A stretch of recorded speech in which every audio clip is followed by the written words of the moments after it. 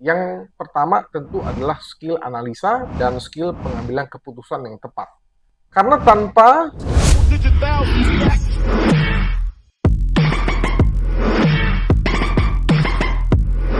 Halo rekan trader dan sahabat-sahabat profit di seluruh Indonesia. Apa kabar? Ketemu lagi nih dengan Andrew Chai dalam channel profitstraining.com. Apa kabar semua teman-teman? Semoga sehat selalu, tradingnya lancar, profitnya juga lancar, ya, sehingga withdrawalnya juga bisa lancar. Amin ya. Kita ketemu lagi dalam satu video yang akan mengedukasi sekaligus memotivasi kalian semua. Nah, jadi teman-teman juga sudah lihat di judul, Andrew akan membawakan topik atau judul 5 trader forex terkaya di 2025 di dunia. Materi ini merupakan riset pribadi dari tim Andrew. Jadi kalau misalkan ada yang kurang lengkap atau misalkan ada yang kurang sesuai, silakan teman-teman tambahkan di kolom komentar. Namanya juga riset pribadi, ya teman-teman harus maklum. Jadi ada 5 trader forex terkaya di dunia tahun 2025 yang kita sudah siapkan. Dan ini bukan kaleng-kaleng loh teman-teman. Ini benar-benar orang-orang yang sukses di bidang trading forex sampai menjadi orang terkaya di bidangnya.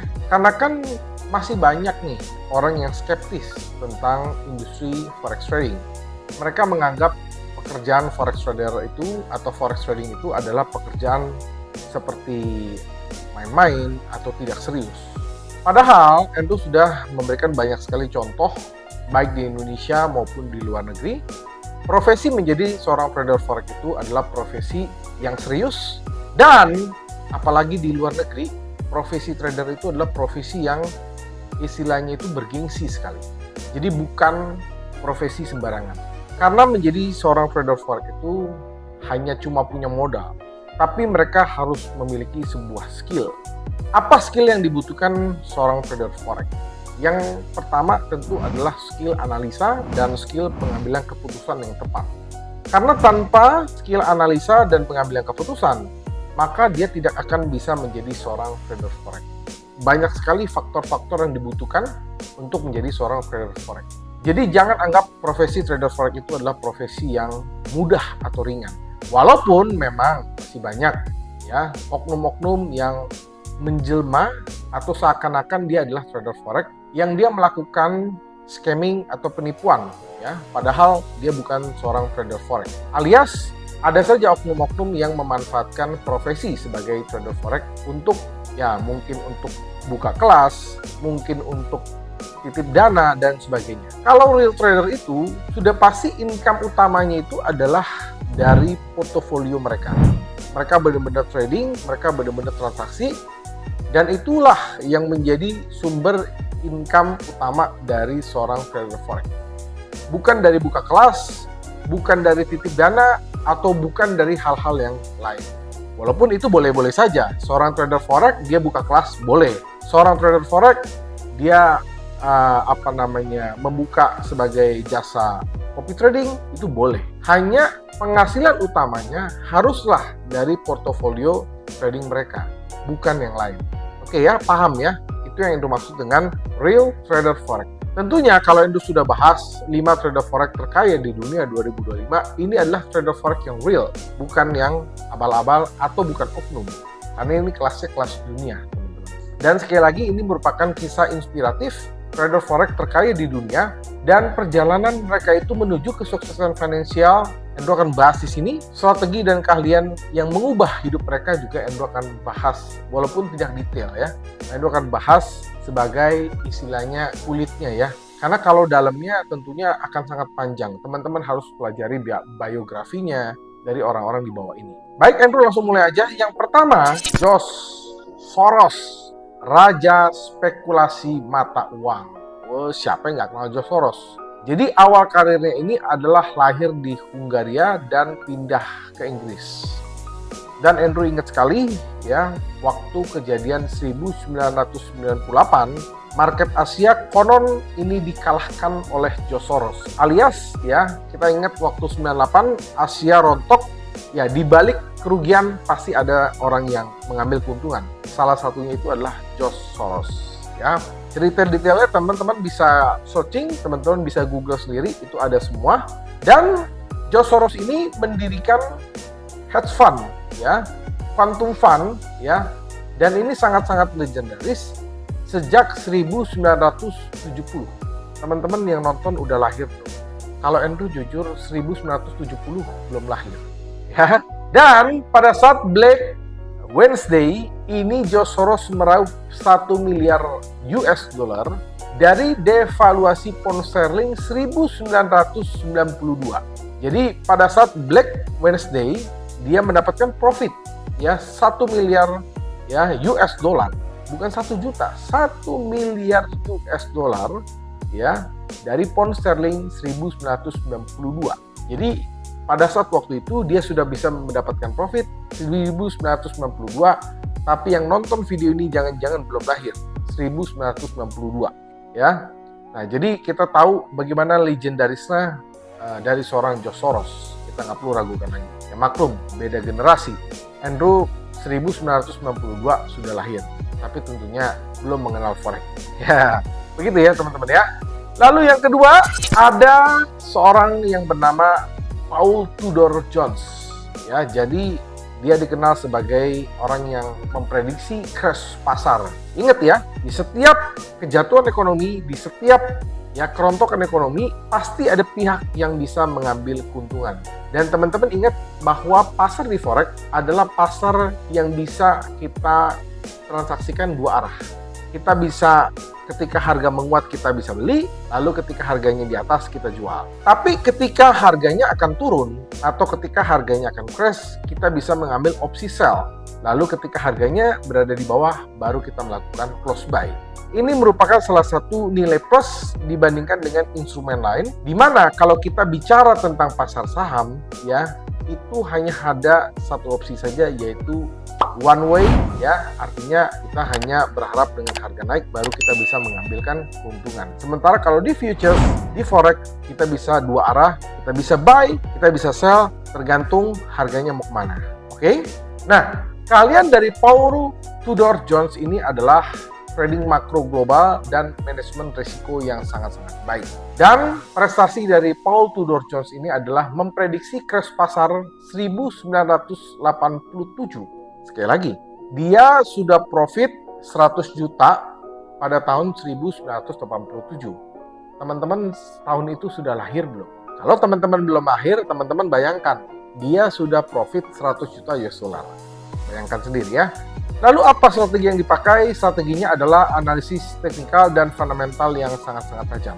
Tentunya detailnya teman-teman bisa riset sendiri, namanya Andrew sudah tulis, yaitu adalah Paul Tudor Jones. Ini adalah Bruce Confer. Ini juga gila banget ya. Gila ini maksudnya gila dalam hal positif ya. Dia bisa merubah dari 3.000 dolar ke miliaran. Bayangkan. Dan modalnya itu awalnya dia pinjam, dia ngutang gitu loh. Dia ngutang 3.000 dolar untuk memulai trading. Tapi Andrew nggak sarankan ya. Bukannya Andrew sarankan, oh berarti kita boleh dong kita tradingin dari hutang. Ya kalau teman-teman memang punya keahlian seperti dia ya nggak apa-apa. Tapi kalau nggak punya ya jangan gitu loh. Karena kalau Bruce Confer ini ya dia terkenal itu karena dia merubah 3.000 menjadi miliaran dolar. Nah, pembelajaran apa? Jadi Bruce Confer ini dia menguasai analisis teknikal dan manajemen risiko. Apa prestasinya? Yaitu mendirikan Sexton Associate dan meraih miliaran dolar. Luar biasa. Bukan lagi jutaan tapi miliaran dolar. Ya, ini adalah orang yang ketiga. Yang keempat, ya ini ada Stanley Druckenmiller. Ya, ini merupakan kolaborator dari George Soros. Jadi latar belakangnya adalah manajemen, Andrew ulangi, latar belakangnya adalah mantan manajer portofolio utama dari Quantum Fund yang dimiliki oleh Soros. Jadi ini merupakan mantan portofolio manager yang sekarang kaya juga, walaupun belum sekaya George Soros ya, karena George Soros kan itu istilahnya seniornya lah. Prestasinya ini juga sangat berperan penting dalam Black Wednesday bersama Soros. Dan fokusnya sekarang adalah trading di makro global dan manajemen portofolio. Sekali lagi buat teman-teman yang ingin lebih detail, silahkan Google namanya. Teman-teman akan dapatkan data lebih detail lagi, lebih lengkap lagi. Yang selanjutnya adalah, ya ini namanya adalah Bill Lipschutz-nya. Bill Lipschutz, mahasiswa jadi trader sukses. Jadi buat teman-teman yang sekarang masih berstatus mahasiswa, ini bisa menjadi role model atau contoh. Jadi jangan bilang, oh saya masih mahasiswa, saya mahasiswa berarti nggak bisa sukses. Kata siapa? Buktinya ada kok. Dari Mr. Bill ini, dia ini mahasiswa. Dia ini mahasiswa bisa menjadi trader sukses. Dan dia mulai trading forex saat masih kuliah. Berapa pertumbuhannya? Ya, dia itu bisa merubah 12.000 US dollar menjadi 250.000 dolar dalam waktu singkat. Dan karirnya ini adalah menjadi kepala divisi forex Salomon Brothers. Nah, jadi buat teman-teman yang sekarang masih mahasiswa, masih berkuliah, jangan patah atau putus asa. Buktinya ada, cerita suksesnya ada, teman-teman tinggal Google, teman-teman tinggal riset lebih dalam lagi, biografinya ada, dan teman-teman bisa jadikan ini sebagai motivasi. Andrew cuma pesan ya bahwa mau kerja di bidang apapun, mau bisnis apapun, kita pasti bisa sukses. Mau pungut sampah pun kalau teman-teman tekun, teman-teman rajin pasti bisa sukses. Tapi kalau kebalikannya, teman-teman itu malas, teman-teman itu gampang putus asa, gampang pindah-pindah bidang ya. Mau kerja apapun nggak akan bisa sukses. Mau jualan emas kek, mau punya toko berlian kek, tapi kalau teman-teman males, gampang menyerah, ketemu challenge sedikit menyerah, ya teman-teman sampai kapanpun nggak akan bisa sukses. Jadi kuncinya adalah bukan bidangnya, ya bukan bidangnya. Oh saya harus punya tambang dulu baru bisa kaya. Enggak gitu. Banyak cerita-cerita sukses ya pemulung jadi orang kaya itu banyak sekali. Kenapa? Mereka itu konsisten, mereka itu disiplin. Jadi kunci utamanya atau keywordnya itu kita kalau mau sukses itu harus disiplin. Ya, kita harus benar-benar serius dan jangan mudah putus asa. Selalu belajar dan cari peluang. Kalau ada halangan, ya kita coba pelajari dan kita temukan solusinya. Jadi kita harus namanya itu adalah punya daya juang ya, dan tidak gampang menyerah. Nah, jadi itu ya pesan-pesan utamanya, dan itu selalu melihat orang-orang ini adalah orang-orang karena sudah sukses ya kita juga pasti bilang ini adalah orang-orang yang tidak gampang menyerah. Mereka selalu melakukan inovasi, mereka ini juga selalu belajar, dan tentunya kalau soal skill nggak perlu ditanya ya, mereka selalu mengasah skillnya. Dan kalau ditanya tentang kegagalan, mungkin kegagalan mereka itu lebih banyak daripada kita. Tetapi dari kegagalan mereka itu, mereka selalu belajar, mereka selalu improve, akhirnya mereka berhasil. Dan Andrew, banyak sekali teman-teman yang masih belum berhasil. Karena apa? Karena mereka itu kalau ketemu kendala, menyerah. Oh, saya nggak punya modal, menyerah. Oh, saya bisnisnya sudah istilahnya sudah banyak kompetitor, menyerah. Oh, bisnisnya susah, COVID lah, apa segala macam. Dia menyalahkan keadaan, menyerah. Kalau teman-teman menyerah terus, kapan teman-teman bisa sukses? Jadi kuncinya adalah jangan pernah menyerah dan selalu belajar dan selalu berinovasi. Itu aja kuncinya. Di mana ada kesempatan, di situ pasti ada jalan. Di mana di situ ada masalah, disitulah ada kesempatan kita untuk bisa menemukan solusi. Kalau semuanya lancar, ya pasti semua orang akan mau masuk bidang itu. Jadi Andrew punya pendapat pribadi juga ya.